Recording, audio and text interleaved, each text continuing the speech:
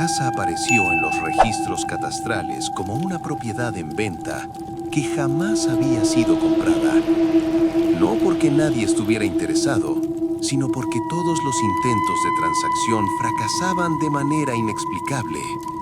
Los compradores desaparecían del proceso sin dejar rastro administrativo. Los agentes inmobiliarios pedían ser reasignados tras una sola visita, y los topógrafos se negaban a volver a medir el terreno después de pasar una noche allí. La casa se encontraba en lo profundo del bosque, lejos de rutas turísticas, caminos transitados o pueblos activos, como si hubiera sido colocada deliberadamente en un punto donde nadie pudiera escuchar gritos. Aún así, cada cierto tiempo, alguien llegaba hasta ella, convencido de que no era más que una construcción abandonada con mala fama. Álvaro supo de la casa por un foro antiguo, uno de esos espacios olvidados de Internet donde aún se acumulaban testimonios sin moderación ni conclusiones claras. Lo que más le llamó la atención no fueron las historias de ruidos o sombras, sino un detalle que se repetía en todos los relatos. Nadie describía el interior de la misma manera dos veces. Algunos hablaban de pasillos interminables, otros de habitaciones pequeñas y sofocantes, otros de una estructura sorprendentemente simple. Álvaro, arquitecto de formación y escéptico por naturaleza, decidió que se trataba de sugestión colectiva. Preparó una excursión corta, sin intención de quedarse a dormir, solo para documentar el estado real del lugar. El bosque que rodeaba la casa era inusualmente denso, pero no de una forma salvaje, sino ordenada, como si los árboles hubieran crecido respetando un diseño invisible. No había canto de aves ni insectos perceptibles, solo el crujido ocasional de ramas secas bajo sus botas. Cuando finalmente vio la casa, lo primero que notó fue que no parecía deteriorada por el tiempo, sino detenida en él.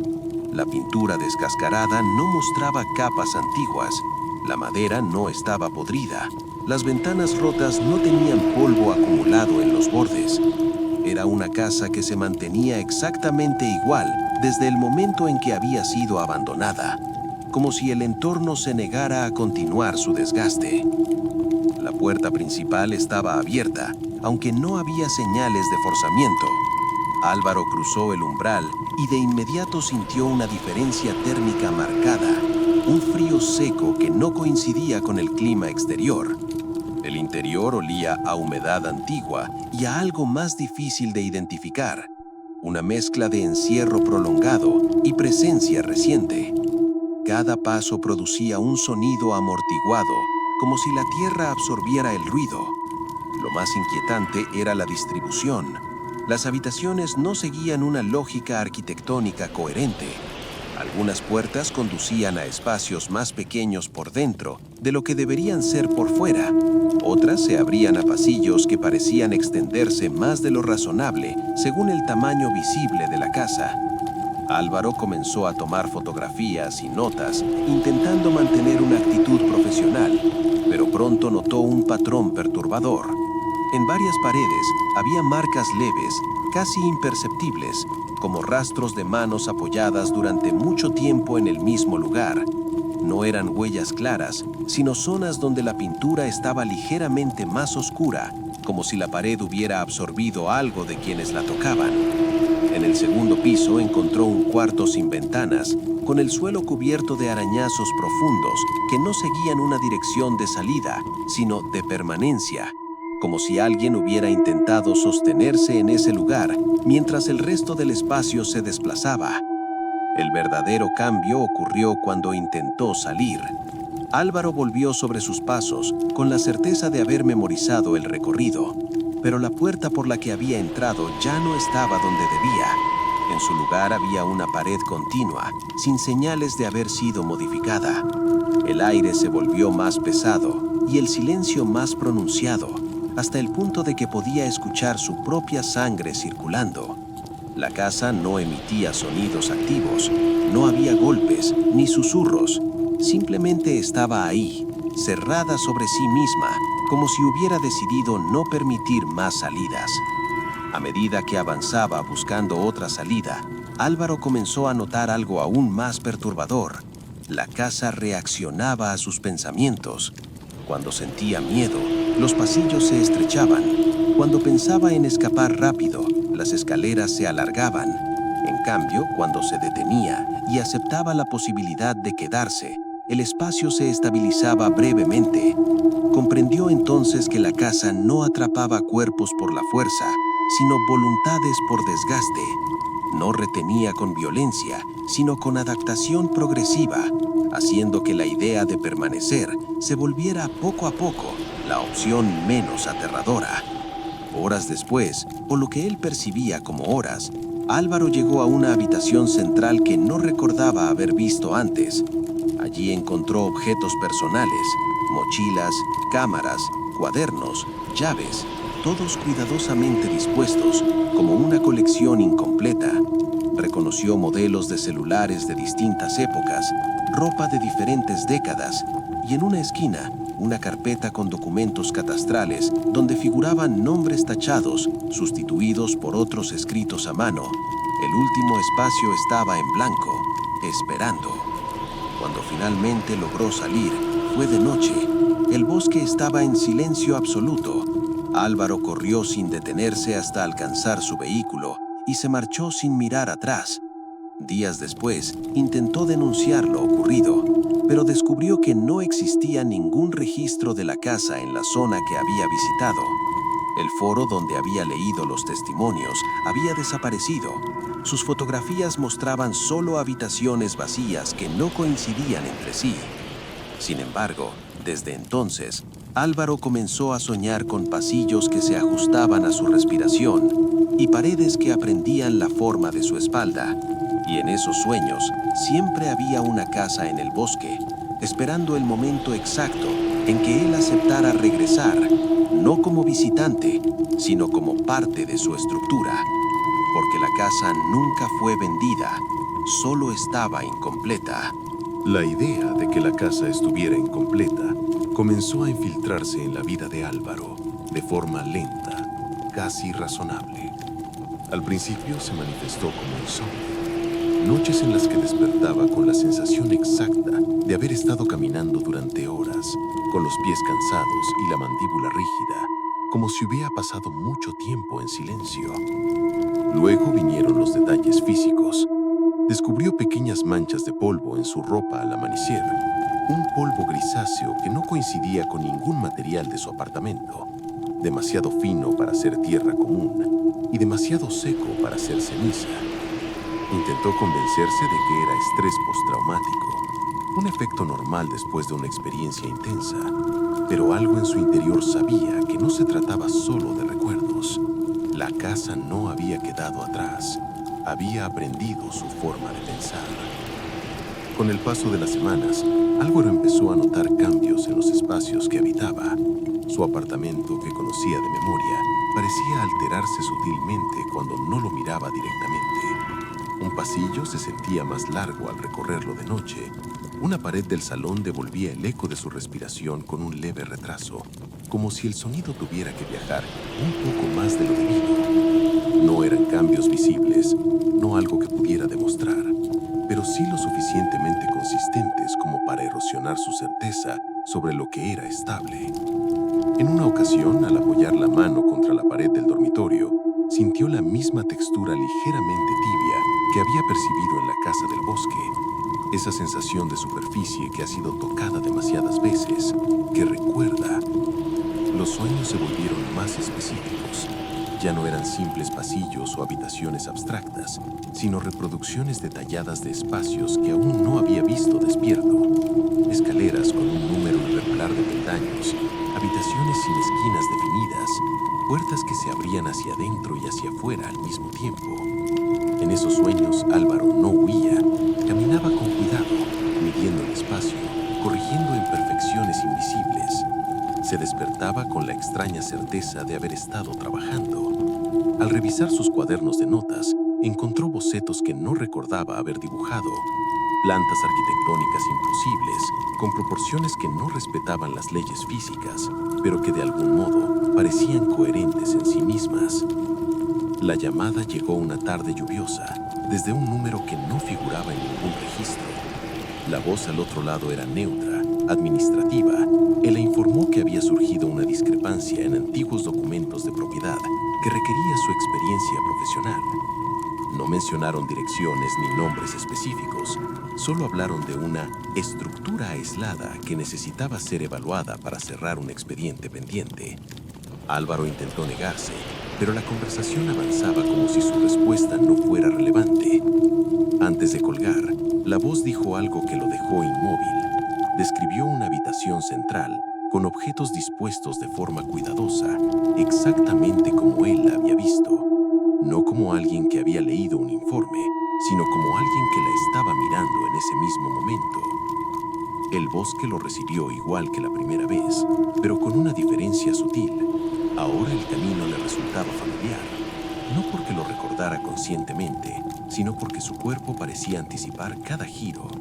La casa seguía allí, idéntica, pero Álvaro notó algo nuevo apenas cruzó el umbral. El interior se sentía estable, casi cómodo. Los pasillos ya no se estrechaban con su ansiedad. Las escaleras mantenían una longitud constante. La casa no estaba reaccionando a él, estaba colaborando. Comprendió entonces que su ausencia había sido temporal, una etapa de adaptación incompleta. Él no había escapado realmente, solo había salido para aprender a encajar mejor. En la habitación central encontró nuevos objetos. Entre ellos reconoció algunos que le pertenecían. Una libreta, una chaqueta vieja, incluso un juego de llaves que había perdido años atrás. No estaban amontonados, estaban colocados con intención, como si ocuparan el lugar exacto que les correspondía. En una pared, apenas visible bajo capas de pintura vieja, distinguió marcas que seguían la forma de su espalda, la altura de sus hombros, la longitud de sus brazos. La casa no solo lo recordaba, lo había estado esperando con paciencia estructural, ajustándose lentamente para cuando él regresara de forma definitiva. Cuando Álvaro intentó salir por última vez, no hubo resistencia ni pánico. Simplemente se detuvo frente a la puerta y comprendió algo esencial. La salida ya no era una solución. Afuera no había nada que no pudiera replicarse dentro. El bosque, el mundo, incluso el paso del tiempo eran variables prescindibles para una estructura que aprendía de quienes la habitaban. La casa no necesitaba retenerlo por la fuerza, porque ahora él era una mejora, una pieza que completaba una sección que llevaba décadas mal definida. Años después, un nuevo foro apareció brevemente en Internet.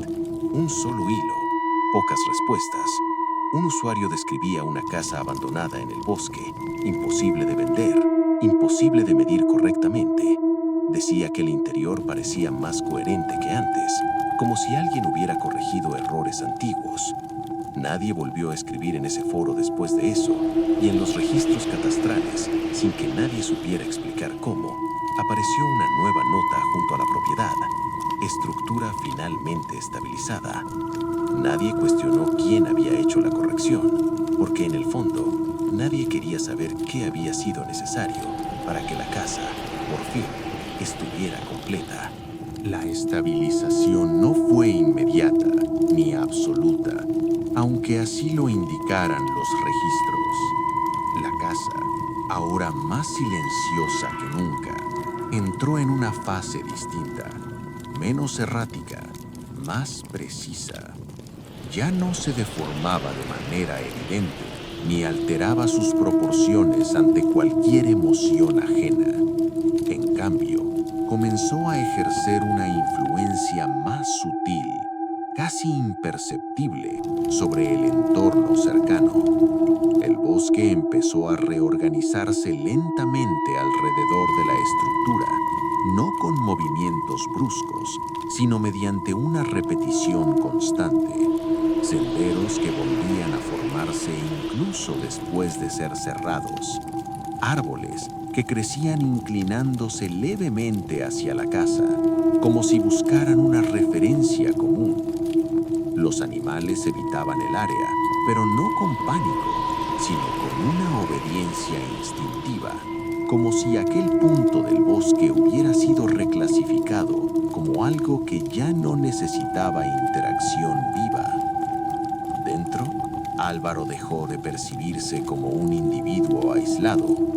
No hubo un momento claro de rendición, ni un quiebre emocional evidente. Simplemente, su conciencia comenzó a repartirse. Algunas partes de él se manifestaban como pensamientos coherentes, otras como ajustes automáticos. Una pared que necesitaba unos centímetros más de profundidad. Un pasillo que debía suavizar su curvatura para no generar ansiedad. Una habitación que requería menos luz para inducir calma. Álvaro ya no caminaba por la casa para explorarla, sino para verificarla. Cada recorrido era una inspección silenciosa, una comprobación de que todo seguía funcionando de acuerdo con un equilibrio recién alcanzado. La casa no hablaba, no susurraba, no mostraba intenciones explícitas, simplemente operaba, y él operaba con ella.